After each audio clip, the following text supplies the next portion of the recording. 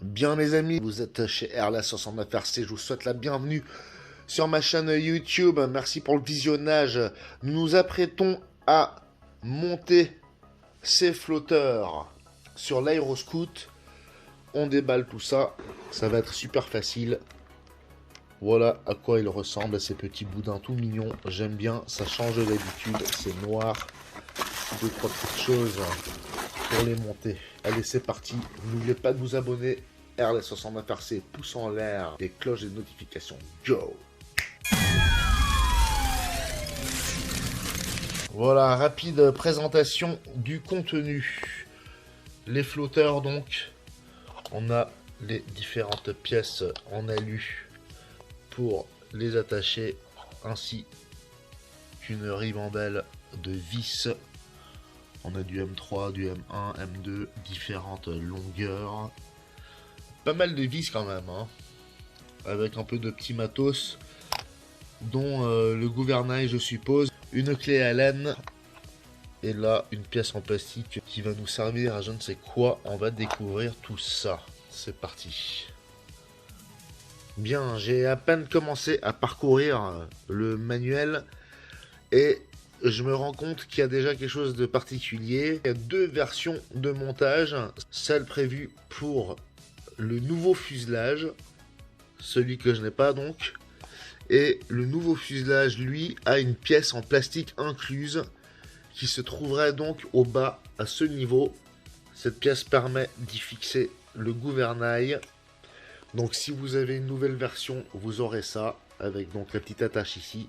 Pour ma part, ce n'est pas le cas. Je me rends donc à la page 26 et je retrouve la petite rubrique assemblage de l'ensemble de flotteurs fuselage d'origine. Et on démarre. Alors j'ai mal observé, ce n'est pas du tout la clé Allen qui vous permet de monter tout ça. Il n'y a pas d'outil fourni avec. C'est une barre. Cette barre vient s'enfoncer ici au niveau de la dérive. Il y a un trou prévu. Elle va descendre et se retrouver ici en bas. Elle va ressortir par un petit trou. Et c'est là-dessus qu'on va aller fixer le gouvernail. Donc relié directement à la dérive, ce qui est très pratique. En ce qui concerne les flotteurs, on a ajouté la structure ici. On a dégagé le train avec les roues au préalable pour les remplacer par ceci. Pour les enlever, il y a juste à enfoncer un tournevis dans chaque trou et ça les déclipe et les libère. Devant, un petit peu différent. Sur le fuselage, il y a une petite plateforme avec deux trous, respectivement deux pas de vis. Donc cette petite plateforme sur laquelle vous allez venir coller ce bloc en plastique noir que je vous ai montré avant.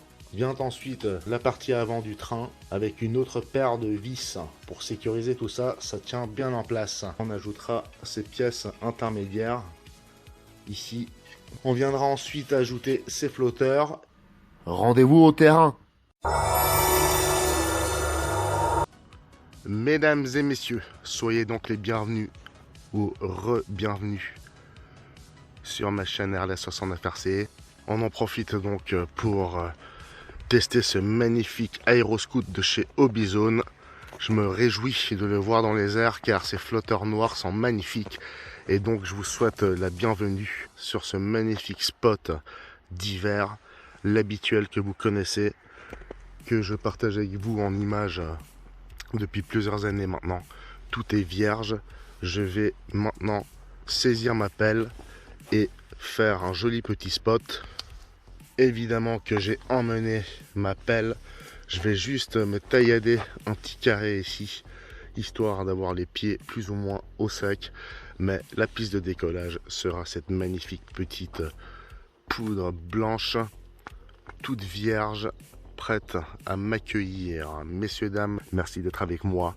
Je vous souhaite un joyeux Noël et vivement 2025, qu'on découvre de nouvelles choses. Abonnement, pouce en l'air et cloche des notifications. Go! RLS69RC. C'est parti, messieurs, dames.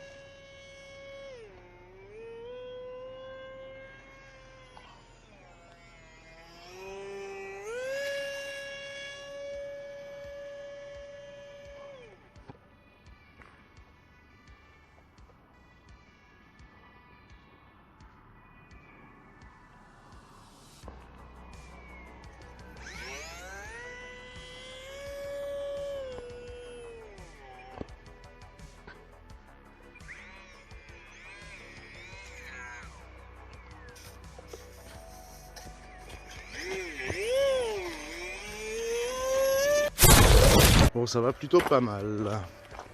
Allez, deuxième session. Je n'ai qu'une lipo 3S 2200 mAh de chez Spectrum. Je vais essayer d'en profiter. Je sais pas quelle est la minuterie, mais je pense que je suis juste. Et dès qu'elle sonnera, il faudra que je redescende. Aéroscoot Hobbyzone, messieurs, dames. 3S sur flotteur.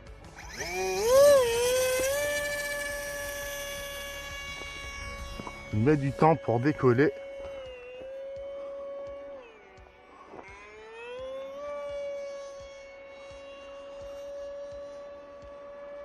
Bref, Edge.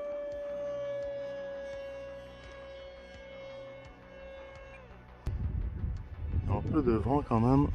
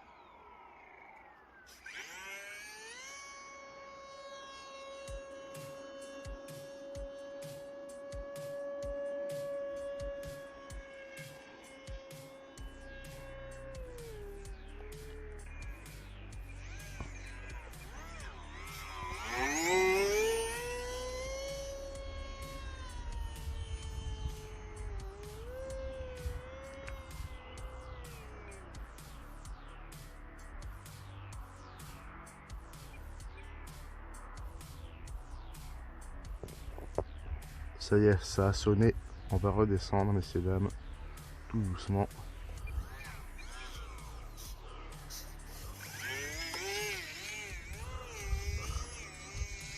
Ouais, il tourne bien sur la neige.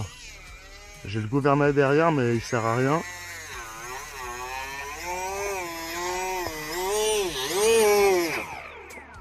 Bien, messieurs, dames, Aéroscout Hobbyzone, magnifique avec les flotteurs. Très heureux d'avoir pu partager ces premières images dans la neige avec ce modèle en votre compagnie. Et donc, on va peut-être s'équiper de quelques écus en plus pour passer un bon hiver.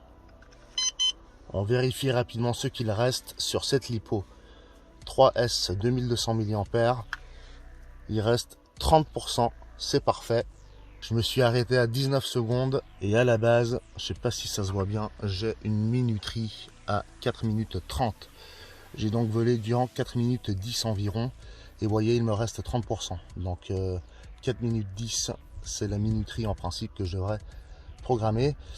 Sachant que là, il y a quand même eu pas mal de résistance au vent, une belle petite brise.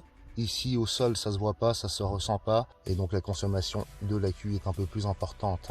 Restez bien accrochés, abonnement, cloche de notification et pouce en l'air si vous kiffez. Joyeux Noël à tous. Merci d'avoir participé à cette séquence. RLS 60 Intarcé.